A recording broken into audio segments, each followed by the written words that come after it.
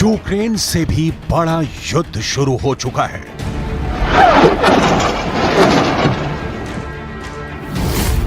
Ukraine से भी ज्यादा खून बहने वाला है।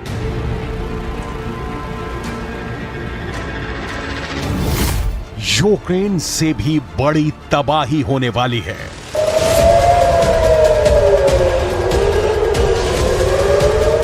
फिलिस्तीन और इजरायल के बीच सबसे बड़ी आग भड़क चुकी है और अब इस युद्ध में इतनी लाशें गिरेंगी कि ना पुतिन ने देखी होंगी ना ज़ेलेंस्की ने। इजरायल के टैंक जलाए जा रहे हैं। ये तस्वीरें इजरायल को सालों साल झटके देती रहेंगी। इजरायल में हजारों रॉकेट से हमले हो रहे हैं। इजरायल के अंदर हमास की ऐसी आग फैली कि कुछ घंटों तक तो समझ में ही नहीं आया कि हो क्या रहा है। इजरायल के प्रधानमंत्री ने कह दिया है कि अब युद्ध शुरू हो चुका है। इजरायल पर हमास के सरप्राइज हमले से पूरा इजरायल हिल चुका है। यह हमला जमीन के रास्ते हुआ है। कटीले तारों की बाढ़ काटकर हमास इजरायल में घुस चुका है। मोटरसाइकिल पर सवार यह हमलावर अचानक इजरायल में घुस गए। यह हमला समंदर के रास्ते हुआ है। हमास की स्पीड बोट इजरायल के किनारों पर हमले के लिए पहुंच रही है। यह हमला आसमान से हुआ है। ग्लाइडर की मदद से हमास का मिलिशिया इजरायल में किसी कमांडो की तरह उतर रहा है। 7 अक्टूबर 2023 ये इजरायल और फिलिस्तीन की तारीख में ऐसा खूनी दिन कहा जाएगा जिसके बाद वर्ल्ड वॉर की बात होने लगी है। हमास के कमांडर ने इस हमले को नाम दिया है ऑपरेशन अल अक्सा फ्लड। इजरायल के प्रधानमंत्री बेंयामिन नेतन्याहू ने भी कह दिया है कि युद्ध शुरू हो चुका है। ישראל, אנחנו במלחמה, לא במבצע, לא בסבבים, במלחמה. הבוקר חמאס פתח במתקפת פתע רצחנית נגד מדינת ישראל ונגד אזרחיה. אנחנו בתוך זה משעות הבוקר המוקדמות. अभी की तस्वीरें क्या है ये आप इजरायल से आने वाले वीडियो को देखकर समझिए। खून खराबा बहुत ज्यादा होने वाला है। ये युद्ध थमने वाला नहीं। गाजा से लगे इजरायली इलाके जल रहे हैं और अब अगले 24 घंटे बहुत ही गंभीर होने जा रहे हैं। हमले की शुरुआत कैसे हुई ये बहुत गौर से देखिएगा। जो तस्वीरें विचलित कर सकती हैं उन्हें एडिट करके हटा दिया गया है। ये हमास के हमलावर हैं जो 7 अक्टूबर को सुबह सुबह इजरायल के एक मिलिट्री कैंप पर हमला कर दिया। इस दौरान हमास के इस ग्रुप ने ग्लाइडर का भी इस्तेमाल किया और फिर ये उड़ते हुए इजरायल के मिलिट्री कैंप के पास उतरे। ग्लाइडर पर 2 हमलावर सवार हैं और उनके हाथ में है मशीन गन। ऐसे कई ग्लाइडर लॉन्च किए गए और फिर उन्होंने उतरते ही इजरायल के अड्डों पर गोलीबारी शुरू कर दी।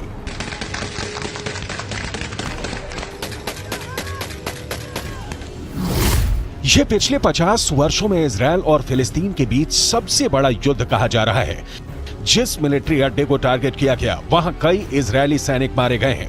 इजरायल के पुलिस चीफ ने कहा है कि गाजा पट्टी के पास 21 ऐसी लोकेशन है जहां बड़े हमले हुए हैं। ראשי מערכת הביטחון, הנחיתי קודם כל לטהר את היישובים מהמחבלים שחדרו פנימה. הפעולה הזאת מתבצעת בשעות הללו.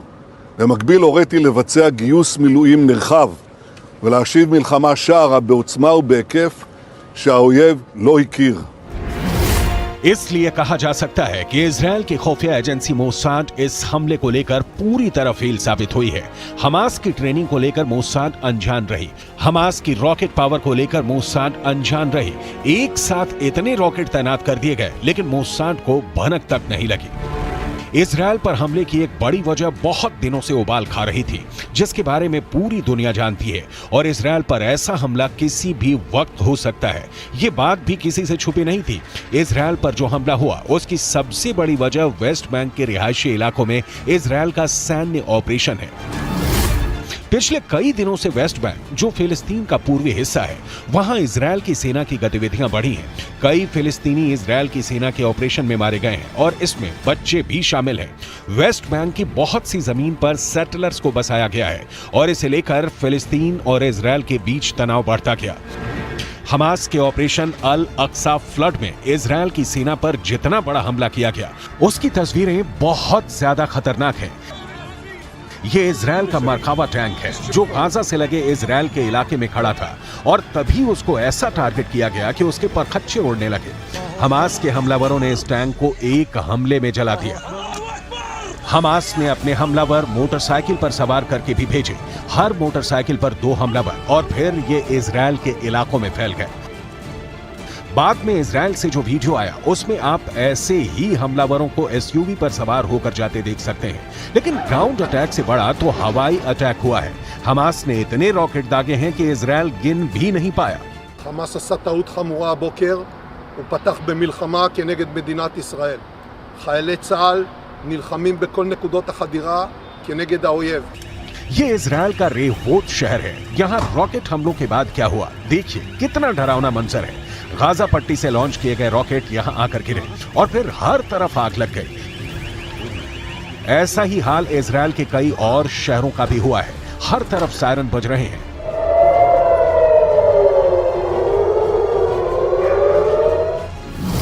हमास ने 7,000 से ज्यादा रॉकेट एक साथ इजरायल पर चलाए हैं। 7,000 रॉकेट को रोकने में इजरायल पूरी तरह से फेल हो गया। एक तरह से उसका आयरन डोम सिस्टम एक्सपोज हो गया।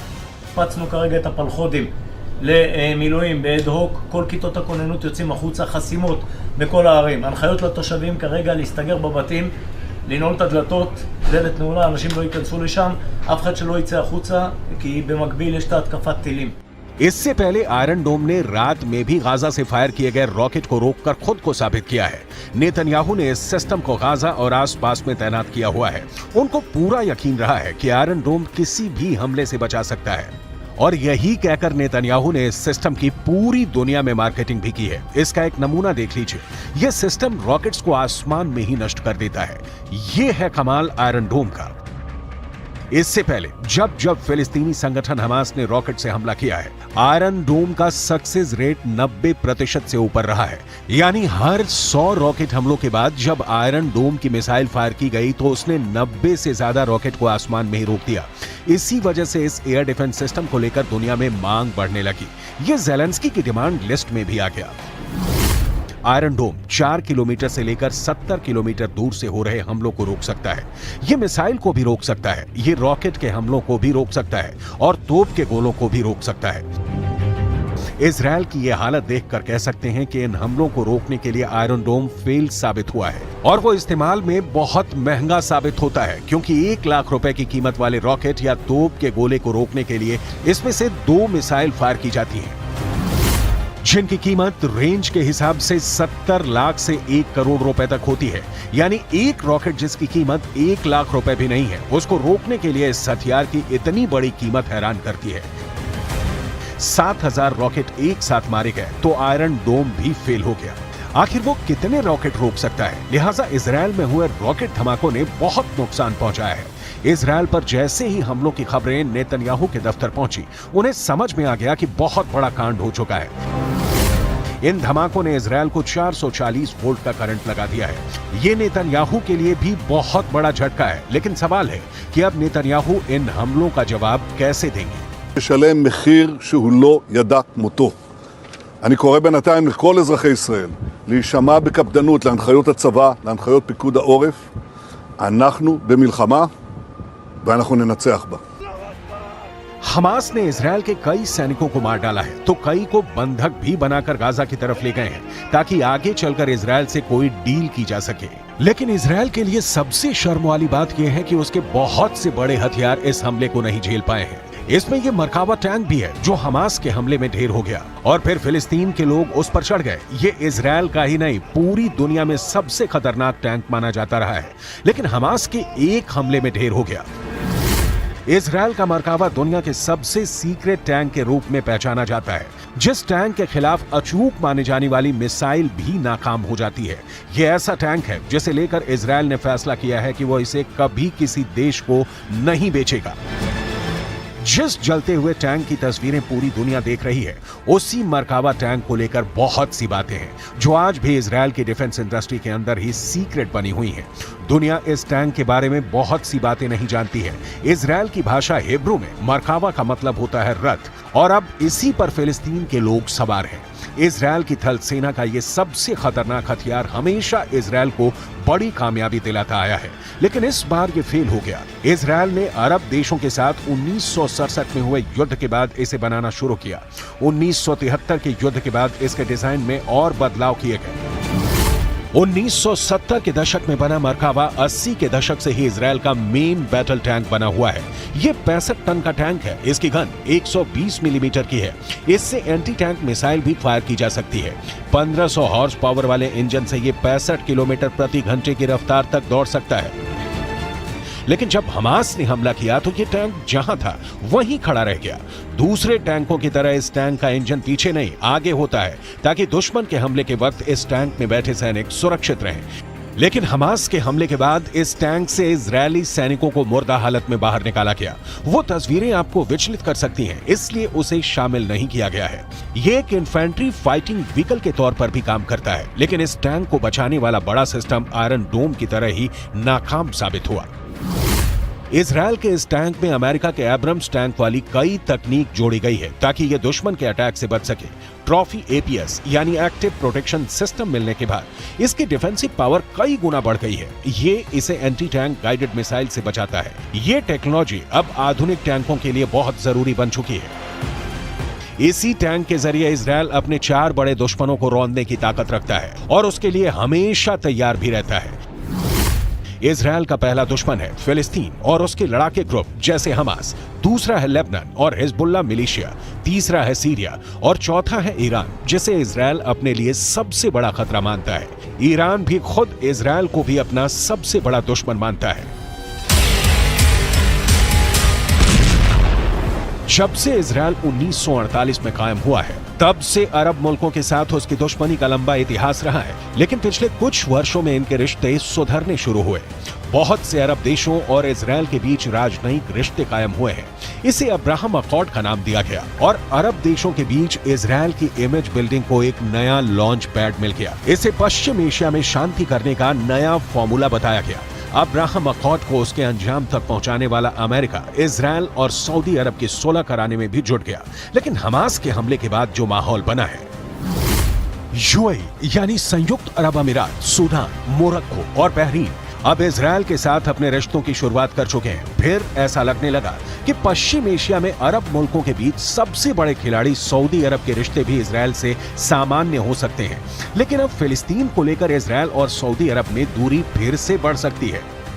हमास के हमले से पहले इजरायल अपने लिए बहुत सुकून महसूस कर रहा था। उसे लगा कि अब अरब मुल्कों से दोस्ती होगी तो उसकी राह आसान हो जाएगी। इससे पहले सऊदी अरब ने जॉर्डन में अपने राजदूत को फिलिस्तीन का अनिवासी राजदूत करार दिया था। राजदूत को यरूशलेम में काउंसल जनरल के तौर पर भी काम करने की जिम्मेदारी दी गई। लगा कि इजरायल के साथ रिश्तों को सामान्य करने की जो कोशिश पहले हुई है, उसमें सऊदी अरब ने एक नया पेंच फंसा दिया है, क्योंकि ये भी कहा गया कि यरूशलेम राजदूत के लिए राजनयिक बेस भी होगा। सऊदी अरब को मालूम था कि इजरायल की तरफ से इसका विरोध होगा और ऐसा हुआ भी। इजरायल ने फिलिस्तीन अथॉरिटी में सऊदी अरब के राजदूत के लिए यरूशलेम को राजनयिक बेस बनाने के विचार को खारिज कर दिया। इजरायल ने कहा कि सऊदी अरब के नए राजदूत फिलिस्तीन अथॉरिटी के साथ मुलाकात कर सकते हैं, लेकिन उन्हें यहां स्थायी तौर पर रहने नहीं दिया जाएगा। सऊदी अरब अब इजरायल को लेकर नरमी दिखाने से बचेगा, यानी इजरायल और सऊदी अरब के बीच राजनयिक रिश्ते फिलहाल फिलिस्तीन का मुद्दा सुलझने तक कायम नहीं होंगे। ये बात सऊदी अरब के क्राउन प्रिंस मोहम्मद बिन सलमान भी कहते आए हैं। हमास ने इजरायल के अब्राहम अकॉर्ड में एक तरह से पलीता लगा दिया है। हमास के हमले इतने ज्यादा हुए कि इजरायल में 21 लोकेशन अचानक एक्टिव हो गई। हर लोकेशन पर हमास की हमलावर टुकड़ी मौजूद थी, लेकिन उनको ट्रैक करने में इजरायल को कई घंटों का वक्त लग गया। כמו שאתם מבינים, אנחנו נמצאים כרגע במצב מלחמה. אין פה שום הסבר אחר. התקפה רבתית באזור רצועת עזה ויישובי הדרום. יש לנו כרגע 21 מוקדים פעילים באזור הדרום. इसमें कोई शक नहीं कि इजरायल इस हमले का बहुत बेदर्दी से बदला लेगा और वो हमास और उनके कमांडर्स को छोड़ेगा नहीं। अगले 24 घंटे बहुत अहम रहने वाले हैं। इस युद्ध को रोकने की कोशिश भी शुरू हो गई है, इसमें कोई शक नहीं। लेकिन इस बार हमास ने जिस डिग्री का हमला किया है, उसने इजरायल को हिलाकर रख दिया है और उसके पास भी पूरी तरह बदला लेने के अलावा कोई रास्ता नहीं बचा है।